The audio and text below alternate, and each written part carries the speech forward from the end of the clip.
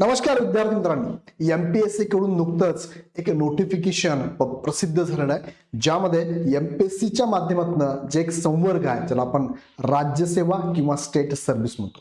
राज्यसेवेच्या अंतर्गत पाठीमागे 32 संवर्गांचा समावेश होता, नंतर 33 झाले आणि आता नवीन प्रसिद्धी पत्रकानुसार एकूण 35 वेगवेगळे संवर्ग 35 वेगवेगळे पद राज्यसेवा या संवर्गातून भरले जाणार आहे. 35 पदं कोणकोणती आहे त्याबद्दल थोडक्यात माहिती घेणार. ही पदं कोणती, त्यांची वेतन श्रेणी काय आहे, त्यांची पदोन्नती काय होते आणि नियुक्तीचं ठिकाण कुठं असतं, ह्या सगळ्या गोष्टींची माहिती या व्हिडिओच्या माध्यमातून आपण घेणार आहोत. बिफोर दॅट 2024 ची जाहिरात आलेली आहे. 28 एप्रिल 2024 ला ही राज्यसेवा पूर्व परीक्षा होणार आहे. यासाठी आपण जर तयारी करत असाल, फॉर्म भरायचा असेल तर नक्कीच त्यासाठी इग्नाइट अकॅडमी कडनं आपण एक बॅच चालू केली आहे. ही बॅच नक्कीच तुम्हाला या एक्झाम मध्ये पास होण्यासाठी मदत करणार आहे. ह्या बॅचच्या सगळ्या ज्या फी आहे त्या फी मध्ये आता ऑफर सध्या तुमच्यासाठी चालू आहे. न्यू इयरची ऑफर 20% मध्ये आहे, त्यानुसार ह्या बॅचेस तुम्ही परचेस करू शकता. इग्नाइट अकॅडमीचा ऍप डाउनलोड करून परचेस करा किंवा खाली दिलेल्या कॉन्टॅक्ट नंबरवरती कॉल करून माहिती घ्या. आता जाऊया मुख्य मुद्द्याकडे. ही ऍड आलेली आहे 274 जागांसाठी आहे. टोटल 3 संवर्गामधून ह्या जाहिराती आलेल्या आहे. टोटल 3 संवर्गानुसार ह्या पदसंख्या इथे आहे आणि फॉर्म भरण्याची डेट जर आपण बघितली तर 5 जानेवारी पासून 25 जानेवारी पर्यंत ही डेट आहे. आता मुख्य विषयाकडे तुम्हाला घेऊन जातो. एमपीएससीने हे नवीन एक प्रसिद्धी पत्रक आणलंय, ज्यामध्ये तुम्हाला संवर्ग इथे दिसेल. संवर्ग आपला जो आहे तो आहे राज्यसेवा परीक्षा. राज्यसेवा परीक्षेच्या अंतर्गत तुम्हाला हे पद दिसते. तुम्हाला सगळे टोटल 35 पद आहे. वेतन सूची ज्याला आपण पे मॅट्रिक्स म्हणतो, नियुक्तीचं ठिकाण, सगळ्याच पदांचं नियुक्तीचं ठिकाण हे महाराष्ट्रात आहे. महाराष्ट्रातल्या कोणत्याही जिल्ह्यामध्ये तुम्हाला नियुक्ती असणार आहे सगळ्याच पदांसाठी. आणि उच्च पदावरती बढती होताना कुठे होते ते पण सांगितलं. सो वन बाय वन बघूया आपण. पहिलं पद यामधलं आहे उपसंचालक, ज्याला प्रकल्प अधिकारी, एकात्मिक आदिवासी विकास प्रकल्प, श्रेणी 1 उपायुक्त गट अ या नावाने ओळखलं जातं.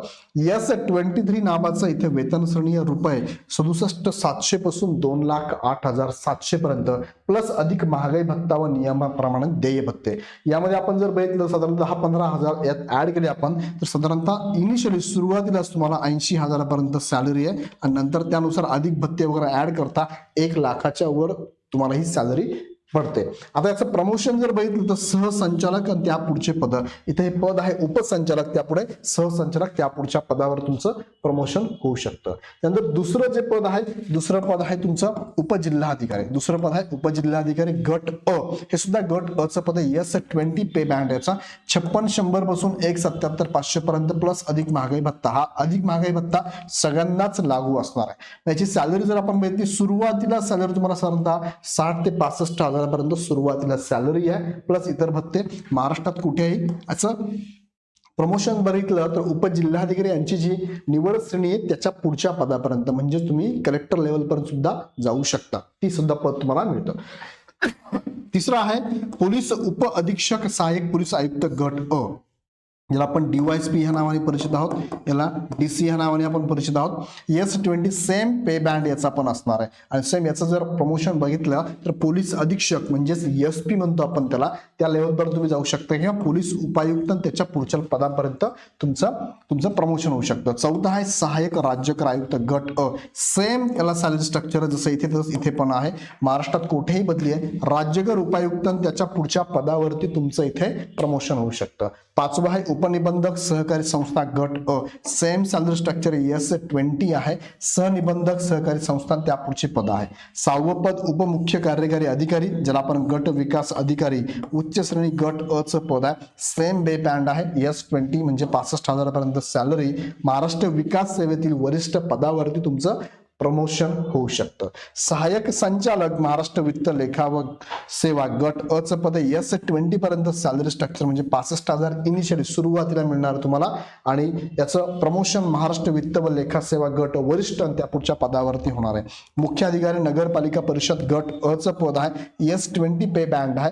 नगरपालिका नगर परिषद ज्या ज्या जिल्ह्यामध्ये आहे अशा त्या जिल्ह्यामध्ये तुमचं इथे ट्रान्सफर होऊ शकते, बदली होऊ शकते आणि तुमचा निवड समितीतील उच्च पदावर तुमची इथे बदली होऊ शकते. नंतर 9वं पद यामध्ये आहे अधीक्षक राज्य उत्पादन शुल्क. चांगलं पद आहे बघा, अधीक्षक राज्य उत्पादन शुल्क गट अ. S20 सेम 65,000 पर्यंत सॅलरी. उपायुक्त आणि त्यावरील वरिष्ठ पद त्यापुढील पदावर तुमची नियुक्ती होऊ शकते. शिक्षण अधिकारी महाराष्ट्र शिक्षण सेवा गट प्रशासन शाखा S20 पे बँड आहे. तुम्हाला शिक्षण उपसंचालक आणि त्यापुढच्या पदावर सुद्धा प्रमोशन इथे मिळणार आहे.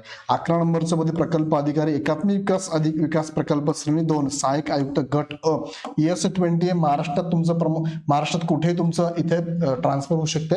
उपसंचालक प्रकल्प अधिकारी एकात्मिक विकास अधिकारी आणि उपायुक्त त्यापुढील पदावर तुमचं प्रमोशन होऊ शकतं. 12 नंबर आहे उद्योग उपसंचालक तांत्रिक गट अ सेम पे स्केल आहे तुमचं अधीक्षकीय उद्योग अधिकारी गट अ आणि त्यापुढील पदावरती प्रमोशन आहे. बाल विकास प्रकल्प अधिकारी ज्यालाच आपण काय म्हणतो सहाय्यक आयुक्त परीक्षा अधीक्षक जिल्हा महिला बाल विकास अधिकारी जिल्हा कार्यक्रम अधिकारी महिला व बाल विकास जिल्हा परिषद गट सर्वसाधारण राज्य सेवा हे जे पद आहे याचं पे स्केल S20 सेम आहे. त्यानंतर उपायुक्त त्यापुढील पदावर तुमचं प्रमोशन होऊ शकतं. त्यानंतर बघूया आपण 14 नंबरचं पद बघा टोटल 35 पद आहे. 14 नंबरचं पद आहे तहसीलदार हे पद आहे. हे पद सुद्धा खूप महत्वाचं आहे. लोकांशी कॉन्टॅक्ट जास्त असतो.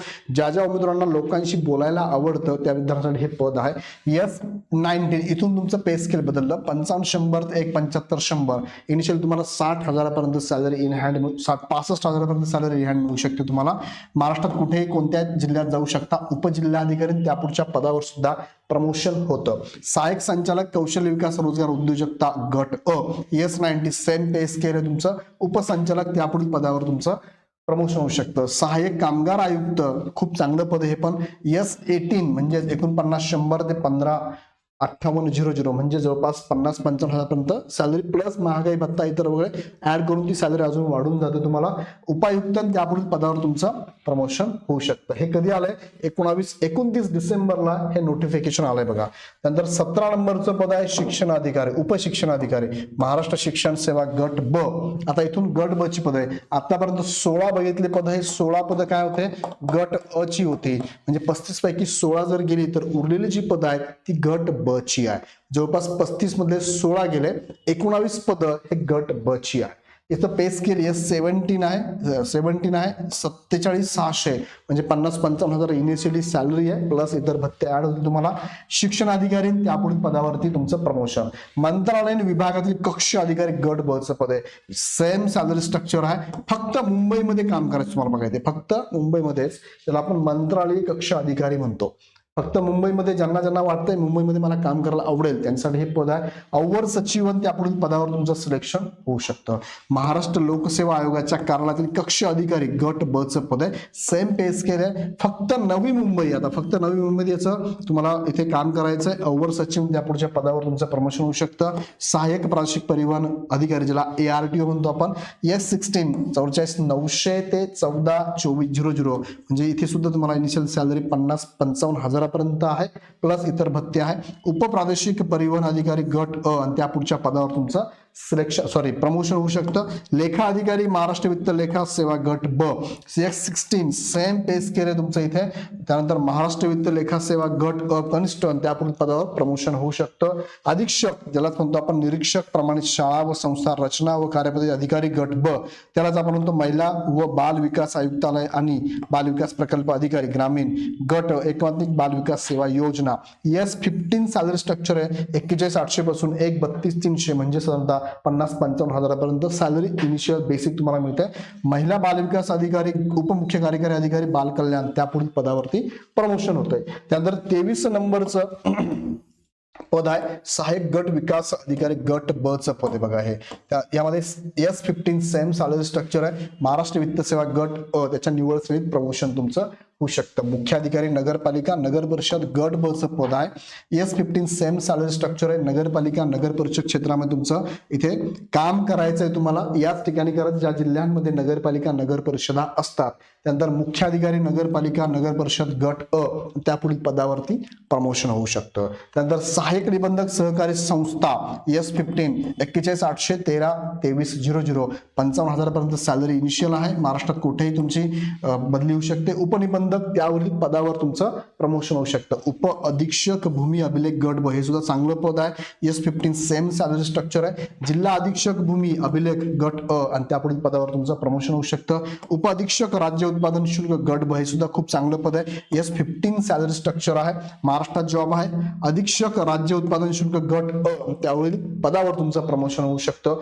सहाय्यक आयुक्त राज्य उत्पादन शुल्क गट ब S15 सॅलरी स्ट्रक्चर सेम आहे. उपायुक्त कनिष्ठ राज्य उत्पादन शुल्क गट अ त्यापुढील पदावर प्रमोशन होऊ शकतं. कौशल्य विकास रोजगार व उद्योजकता मार्गदर्शन अधिकारी S15 सेम सॅलरी स्ट्रक्चर आहे. सहाय्यक संचालक कौशल्य विकास रोजगार व उद्योजकता गट अ त्यापुढील पदावर तुमचं प्रमोशन होऊ शकतं. त्यानंतर 30 नंबरचं पद आहे उद्योग अधिकारी. उद्योग अधिकारी तांत्रिक गट ब याचा जर विचार केला तर हे आहे S15 सॅलरी स्ट्रक्चरचं. S15 महाराष्ट्रात कुठेही उद्योग उपसंचालक त्यापुढील पदावर प्रमोशन होऊ शकतं. सहकारी कामगार अधिकारी गट ब S15 सेम सॅलरी स्ट्रक्चर आहे. सहकार कामगार आयुक्त त्यापुढील पदावरती प्रमोशन होऊ शकतं. सहाय्यक प्रकल्प अधिकारी जलसांख्यिकी अधिकारी प्रशासकीय अधिकारी संशोधन अधिकारी गृहप्रमुख प्रबंधक गट ब म्हणतो सेम सॅलरी स्ट्रक्चर आहे. प्रकल्प अधिकारी एकात्मिक आदिवासी विकास विभाग श्रेणी 2 सहाय्यक आयुक्त त्यापुढील पदावरती प्रमोशन आहे. नायब तहसीलदार हे सुद्धा खूप चांगलं पद आहे. जास्त कॉन्टॅक्ट येतो पब्लिक बरोबर. गट ब चं पद आहे. S14 38600 ते 122,800 साधारणतः 45-50,000 सॅलरी तुम्हाला इनिशियल मिळते. महाराष्ट्रात सर्व्हिस करायची. तहसीलदार पदापर्यंत तुमचं प्रमोशन होऊ शकतं. त्यापुढे पण होऊ शकतं. 34 नंबर आहे सहाय्यक नियंत्रक शिधा वाटप सर्वसाधारण राज्य सेवा गट ब S15 सेम सॅलरी स्ट्रक्चर तुम्हाला दिलेली बघा. इथे महाराष्ट्रात जॉब करायचा. उपनियंत्रक व त्यापुढील पदावर तुमचं प्रमोशन होऊ शकतं. आणि शेवटचं पद 35 नंबरचं आहे निरीक्षक अधिकारी पुरवठा गट ब S14 38,600 पासून 122,800 पर्यंत सॅलरी आहे. महाराष्ट्रात जॉब आहे. सहाय्यक जिल्हा पुरवठा अधिकारी गट ब इथे प्रमोशन तुमचं होऊ शकतं.